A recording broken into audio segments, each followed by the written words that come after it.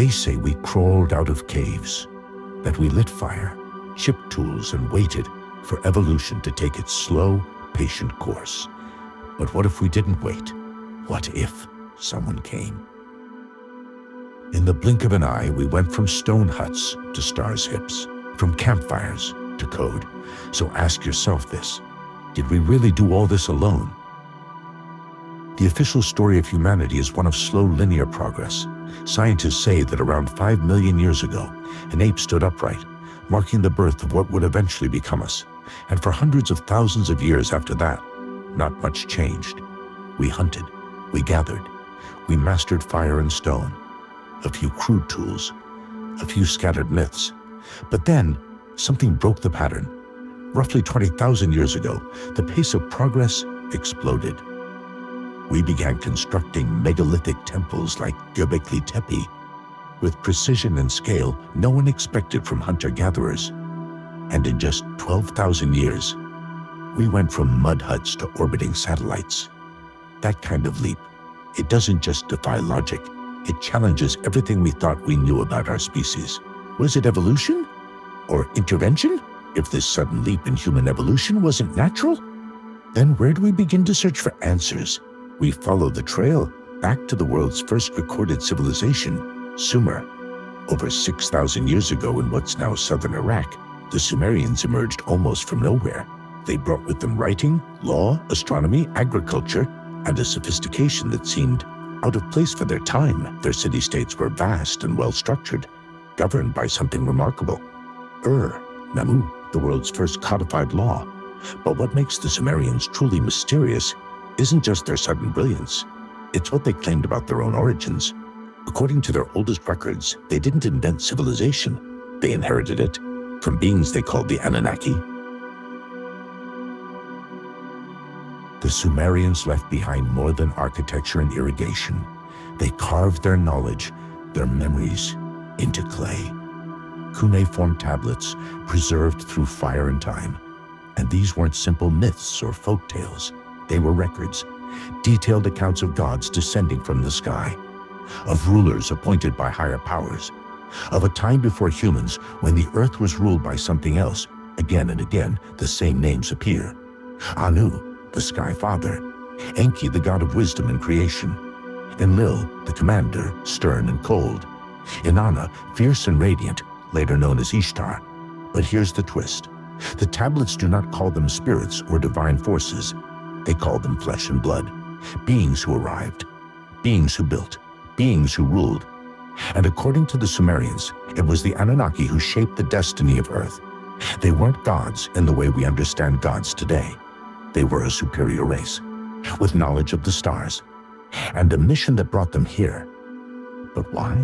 Why Earth? Why us? The next tablets reveal the reason, and it has everything to do with gold.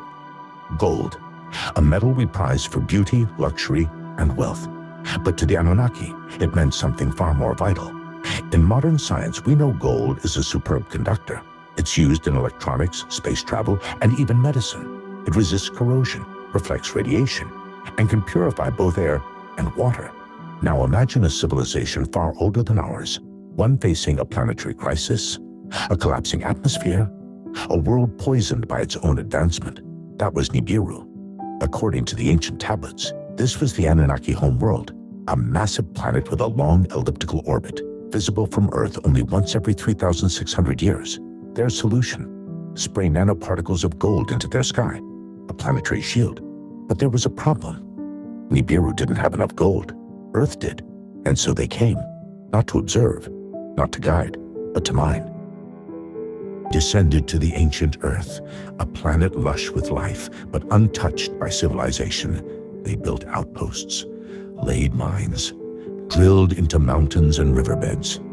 And for thousands of years, they extracted gold from the Earth's crust, sending it home in great shipments across the stars. But even with their power, even with their tech, the work was endless. The Anunnaki grew restless, and that's when they made a decision, one that would change the fate of this planet forever. The Sumerians didn't speak of Nibiru as a metaphor. To them, it was real. A planet of fire and smoke moving through the heavens in a wide, invisible arc. Modern astronomers have long dismissed it as myth, but not entirely. They've observed unexplained gravitational anomalies, strange tugs in the orbits of distant objects beyond Neptune, something massive, unseen, affecting everything around it. They call it Planet 9. Others name it Planet X, the Sumerians. They called it Nibiru. And the Anunnaki? They claimed it as their home. According to the tablets, Nibiru orbits our sun once every 3,600 Earth years. Its appearance in the sky wasn't just cosmic, it was catastrophic. Floods, quakes, storms, civilizations swallowed by chaos. But to the Anunnaki, it was a countdown, a clock. Every time Nibiru returned, they came with it. And thousands of years ago, they arrived again, not as spirits in the clouds, but as beings of flesh, blood, and purpose. They didn't come to rule. They came with a mission, to save their own world, using ours. But there was one obstacle. Mining gold was slow, dangerous. Even for the Anunnaki, they needed a better solution, a smarter workforce. And so began the experiment. The Anunnaki had the technology. They had the goal, but not the manpower. Earth's natural species, apes, hominids, were strong but slow, capable but primitive. Then Enkidu, the god of wisdom and science, proposed something bold. "Let us fashion a worker," he said, "in our image, from the clay of this world, not metaphorical clay. DNA." Enki's vision was clear. Create a hybrid species, part Anunnaki, part Earthling. Intelligent enough to follow commands, strong enough for physical labor, but not too independent. The first trials were failures, horrors even, grotesque mutations, beasts with twisted limbs and broken minds.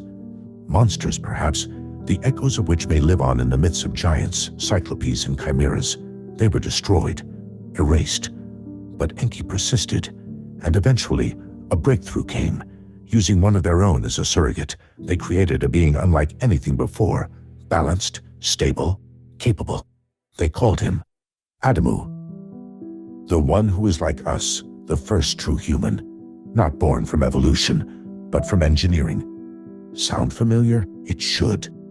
The story of Adamu would echo through time, retold as Adam, the first man, created in their image, as the texts say. Not divine poetry, but literal history. From the Garden of Eden to the tablets of Sumer, the same story appears in different words. The Anunnaki had done it. They had created a labor force, us. But their plan wouldn't go exactly as expected. Adamu wasn't just a worker, he was a template, the first of many. Once the Anunnaki saw that their creation could mine, obey, and survive, they scaled it. Dozens, then hundreds of humans were made. Some say they were born naturally, others suggest the Anunnaki used artificial wombs or accelerated genetic cloning. Either way, Earth had changed. A new species now walked its surface. Not quite God, not quite beast. Something in between. And humanity, our humanity, had begun. The Anunnaki taught us enough to serve their purpose. We learned to dig, to carry, to build, but not to ask questions. We were smart, just not too smart. We had language, but not curiosity. We had strength, but not ambition. That balance was key, until it shifted. Enki, our creator, grew fond of his creation. He began to teach humans more than he was supposed to. Shelter, farming, writing, astronomy. The sparks of civilization lit early. And then, something the Anunnaki never expected, emotion. We began to dream, to love, to rebel. Some Anunnaki even took human partners, and children were born with both bloodlines, more advanced, more aware, more dangerous. The control was slipping. And Enlil, Enki's brother, was not pleased. Humanity had become unpredictable, so they decided to reset the balance. With disasters, humanity had grown too much, too fast. The hybrids, once designed to serve, had begun to think for themselves. They built homes, created art, questioned orders, and worst of all, some of the Anunnaki had broken the code. They had loved humans. They had created children who carried the strength and knowledge of the sky beings, but the passion and chaos of mankind. The experiment was unraveling. So Enlil made a decision. We must start over. Plagues were sent, droughts, famine, swarms of insects. But even that didn't stop us. So they turned to the final measure, the flood, The tablets speak of a warning, a chosen man, a boat. His name was Utnapishtim, a figure who predates Noah by millennia. He was instructed to gather animals, seeds, and his family, and wait. Then, Nibiru returned, its gravitational force pulling Earth's oceans into chaos. Tidal waves swallowed cities. Mountains crumbled. The skies turned black. Humanity was nearly wiped away, but not entirely, thanks to Utnapishtim and the few Anunnaki who had defied the order to let us die. They believed in us. They believed we deserved a second chance. The Great Flood wasn't just a Sumerian tale. It wasn't just a biblical myth. It echoed across the entire planet. In ancient India, the god Vishnu warned Manu of a coming deluge. He built a boat, saved the seeds of life. In China, tales speak of catastrophic floods that reshaped the earth. In Polynesia, new escapes rising waters with animals aboard a massive canoe. The Greeks spoke of Deucalion and Pyrrha, survivors of a divine flood sent by Zeus to wipe out mankind.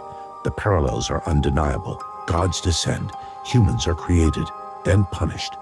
But a chosen few survive to start again. Different names, same pattern. Could it be that these aren't just myths, but fragmented memories? Cultural echoes of the same cataclysm, passed from generation to generation, altered by time, language, and belief, but all pointing to the same event. A moment when humanity was nearly erased, but also when we were given a chance to begin again. And this time, with knowledge. The Anunnaki didn't stay much longer. Once the Earth stabilized and the gold mission was fulfilled, they began preparations to leave, but before they vanished, they left behind more than ruins. They left behind a blueprint.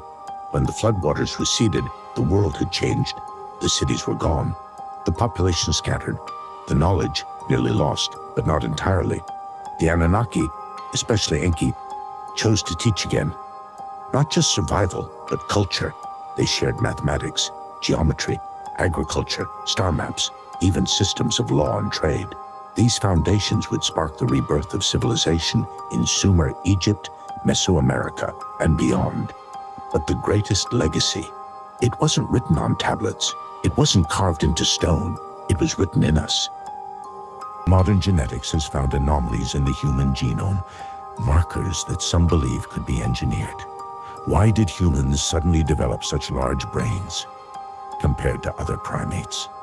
Why are we the only species on Earth with self-awareness, language, and abstract thought at this level? Why are we so poorly adapted to this planet? Sunburn, prone skin, back problems, slow childbirth. Could it be we weren't meant for this world?